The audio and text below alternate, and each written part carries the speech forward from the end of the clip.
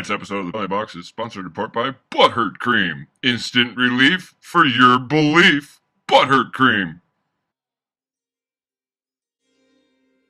It's a work in progress.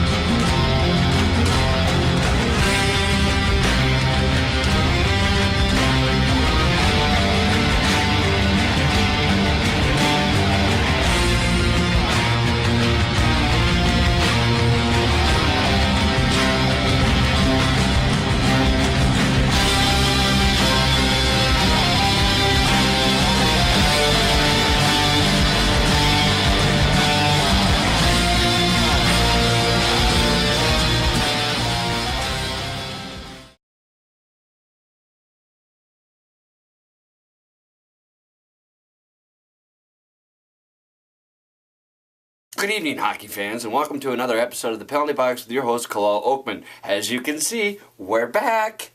We've had some minor technical issues. By minor, I mean we had to overhaul our computer editing system. It's a laptop, so to speak. It had issues. Our cameras, they couldn't communicate with the computer couldn't communicate with the cameras, and so if you don't have equipment that doesn't work, you can't put on a show. Now, some people have actually seen me in real life and stopped me at certain hockey tournaments and hockey venues across this great state of ours, Minnesota. Up in Duluth, St. Paul, Bloomington, Richfield, you name it. I've been approached several times. On every occasion, it's, hey dude, I love the show. When's the next episode? When your equipment broke, and you are broke, because this isn't your primary source of income. In fact, I do this for peanuts. I wish I got paid the big bucks like Jim Rome and those guys that have television shows on networks such as ESPN, FS1, I could go on. But we don't. This is a low-budget show filmed at a studio in someone's house. Mine. Yeah. What do you want me to do? I did the best I could. Finally got it fixed. Here we are. Anyways, it's better late than never, right? And boy, did we come back at the right time. The AHA's playoffs are about to begin. Now, I'm sure a lot of you are going to be like, oh, talk about my league, talk about this division, blah, blah, blah, blah, blah. Hey, I can't cover them all, okay? Do you know how many teams there are in the AHA, let alone how many players there are? I mean, you got divisions from A all the way to beginner in the alphabet. I mean, do the math. I can't. So, I'm more familiar with some of the other divisions, such as D1, D2, beginner school, and C3. I'll primarily cover more of that stuff. Now, I'm sorry if you're playing in B1, B2, B3, or A, and then you want your division covered, shoot us an email. Post something on our Facebook page. We'll do the best we can. I can tell you the minors, I believe, finished in first place. Yay. Yawn. And that's about it. I'll give you the rundown, okay? You want a rundown? I'll give you a rundown. Yeah. Playoffs for the A division are as such. Minors, Team America. Summit, Chiefs. Done.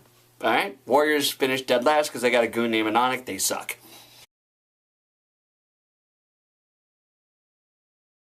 C3. Here's where we get the good stuff. Minnesota Mild, Wolf Rates, Rebellion, Gold Rush, Fighting Loons, Black Ice, Mastodons, Maroons, Troopers, Spartans, L'Etoile du Nord, the Toilets, and Marauders. little bit of controversy in this division. There's been rumors and allegations thrown about that there is, I wouldn't say collusion, but certain players decided to rig it so certain teams would make the playoffs and not. They were doing the actual possible calculations and scenarios. What if we did this and what if we did that? Well, the rumor has it that somebody on the Rebellion found out that if they do horribly in their last game of the regular season, the other team that wins will knock out one of their chief rivals, the Arctic Wolves. Now, the Wolves had a chance to negate all that, but they've choked on their last game of the regular season against the Silverbacks. So, oh, woe is you. Shut up. They lost. End of story. Who cares? Done. You lost. You're out. Finite. Anyways, moving on. I'm sorry. Some people wanted me to cover that, so I did. I gave you 5 seconds of fame. Congratulations. D2. Now, some of these teams in D2, I know some of the captains. You got the Woodhaulers and the Minnesota Ice. Ted, if you're watching this, do you have enough pucks? Are you missing a puck? I don't know. Are you missing many pucks?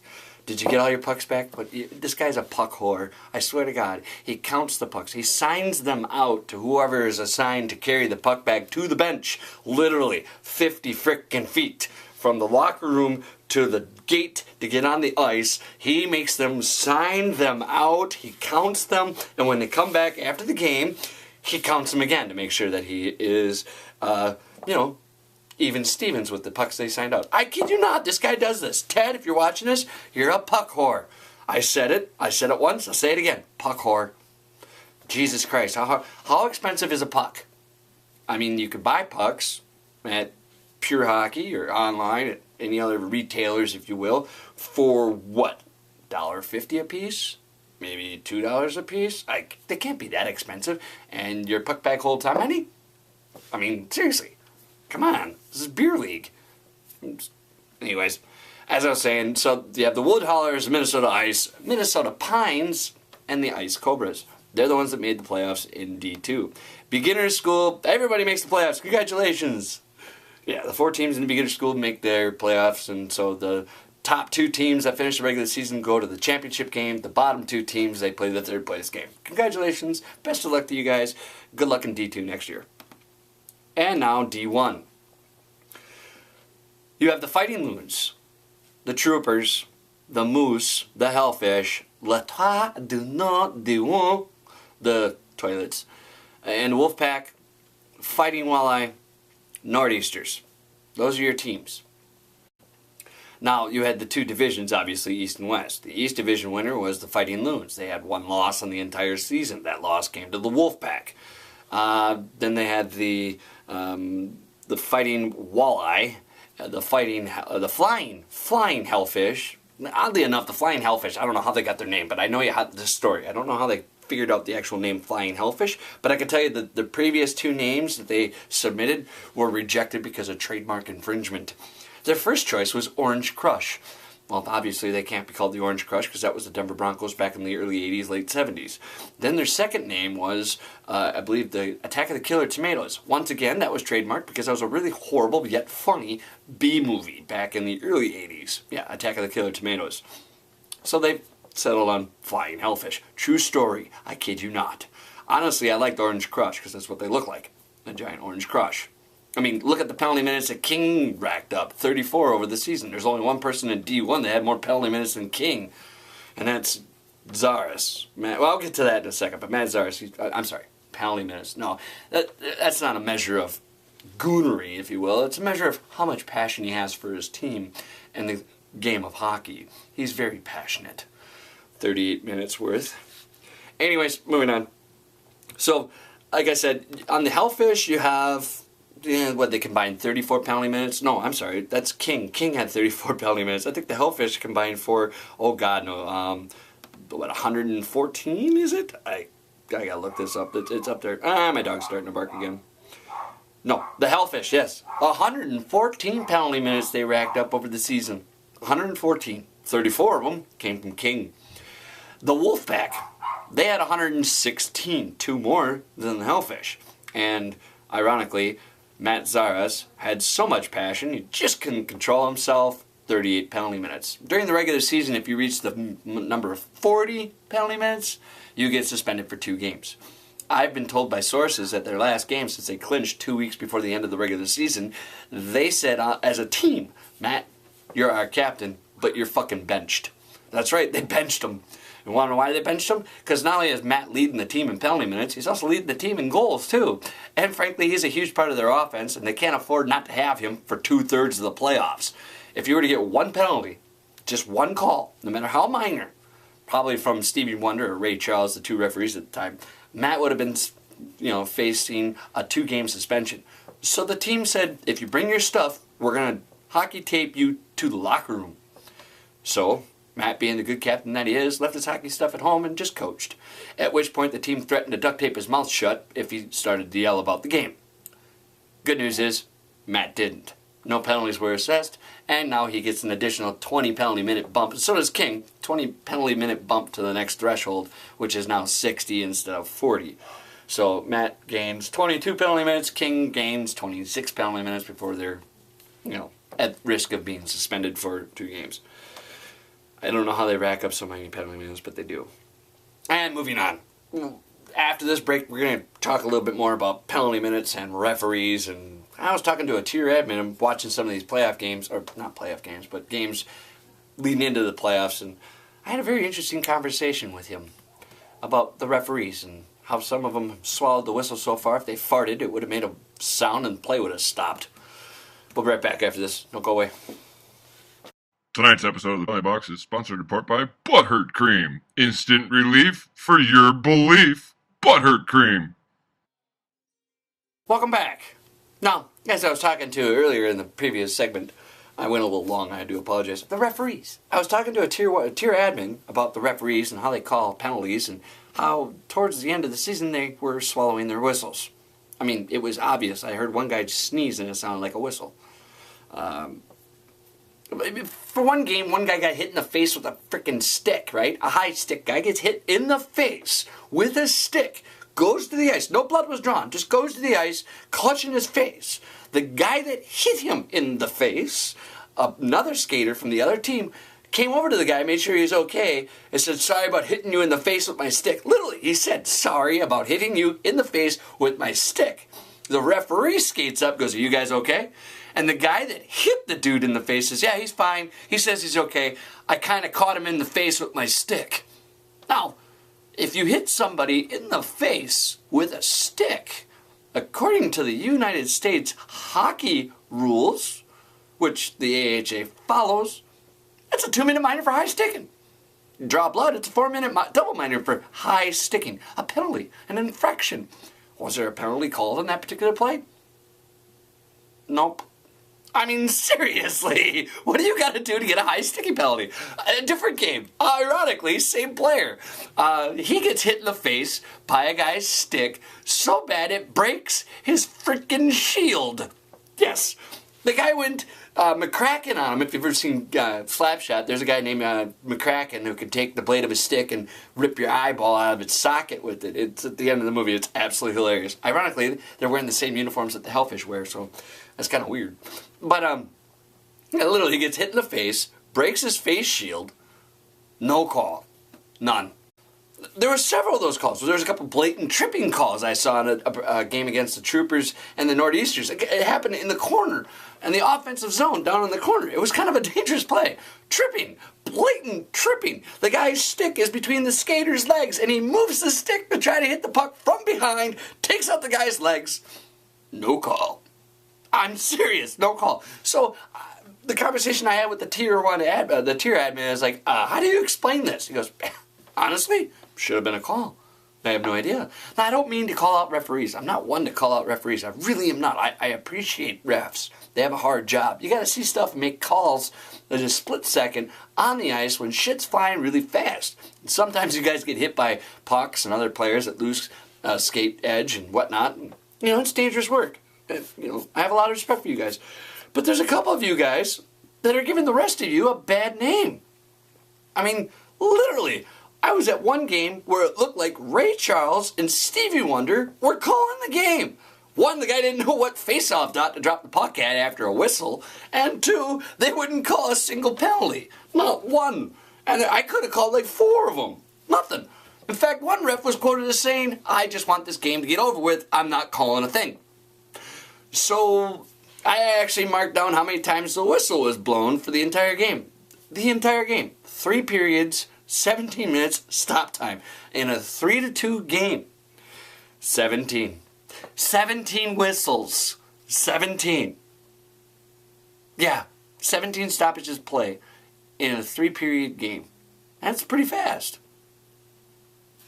Must have had a hot date or something. I don't know. I think it's ridiculous that clearly, I mean, the one that drives me bonkers is the one that guy got tripped in the corner. You can clearly see it was tripping. Both teams agree it was tripping. The guy that tripped the guy thought it was tripping. And the ref? Nothing. Play on. Nothing to see here. It's like the Stormtroopers in frickin' episode 4, for those of you who've seen Star Wars. No, these are not the droids you're looking for. That's not the calling you're looking for. Move along. Move along. Move along. Seriously. We have a picture of this referee. You will laugh your butt off when you see this picture. I'll pull it up on the screen here in the next break. It's hilarious. The guy, literally. Oh, my God. Anyways, we'll be right back after this message. Don't go away.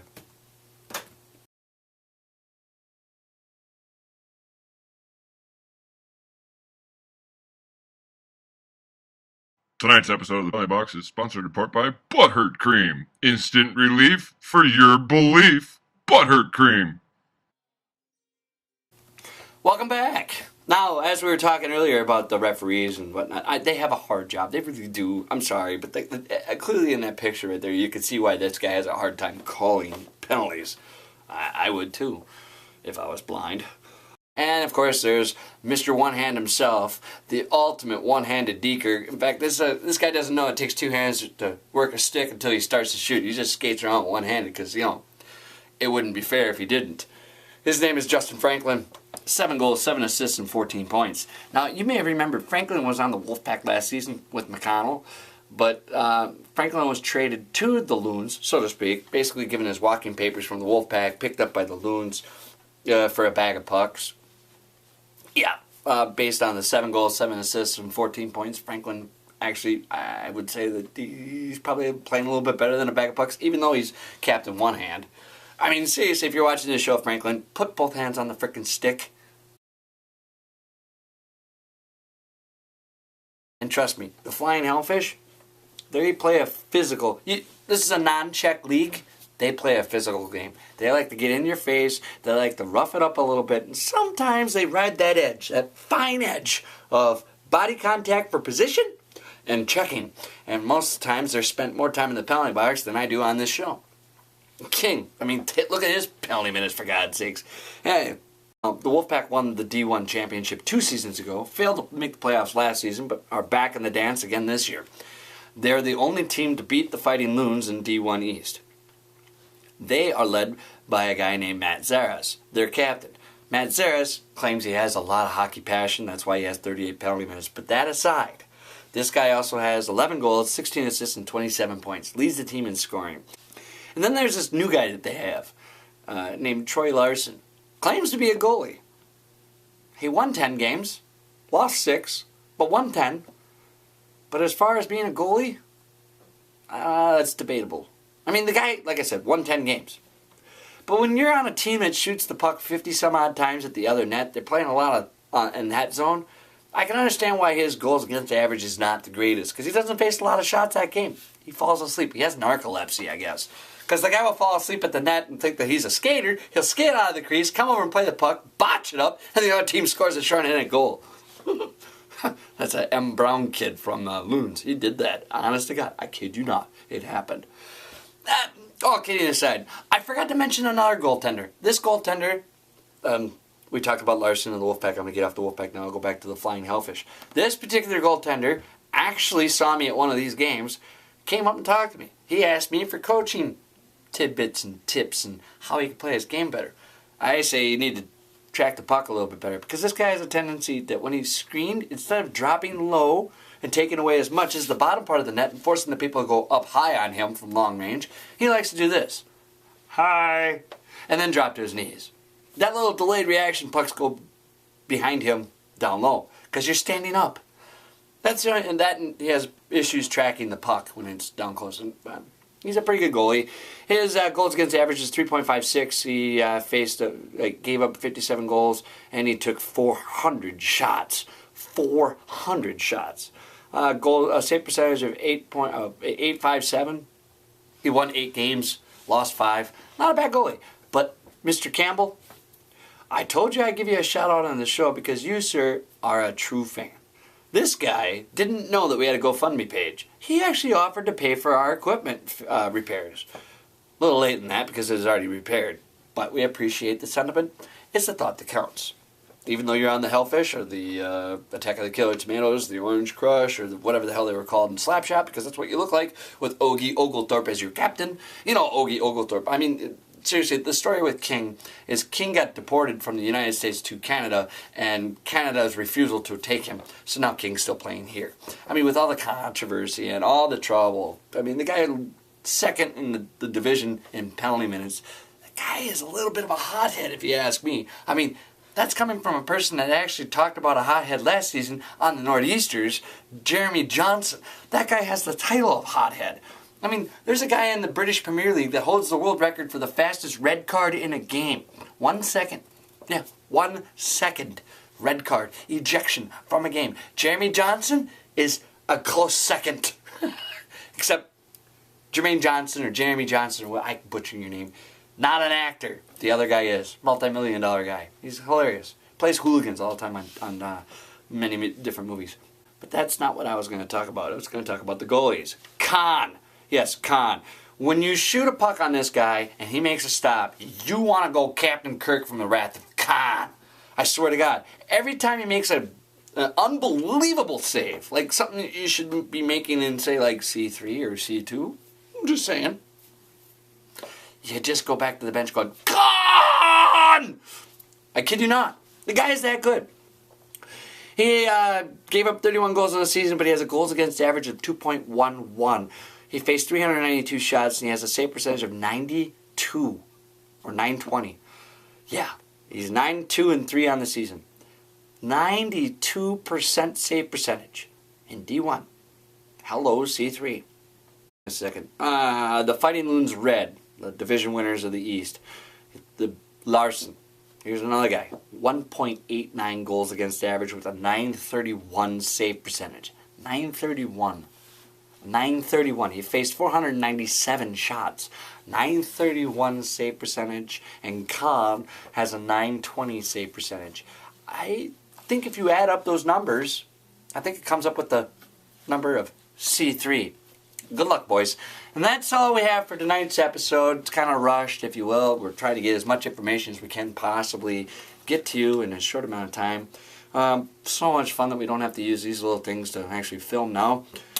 That pain in the ass when you don't have USB ports at work or a camera that takes these little cards. The computer takes the card, but the camera doesn't, so you have to transfer it from one computer to another. And long story short, we got it fixed. So from everybody here at the Penalty Box to you, hockey fans sitting at home getting ready for the AHA playoffs, we'll see you at center ice when the puck drops. Good night.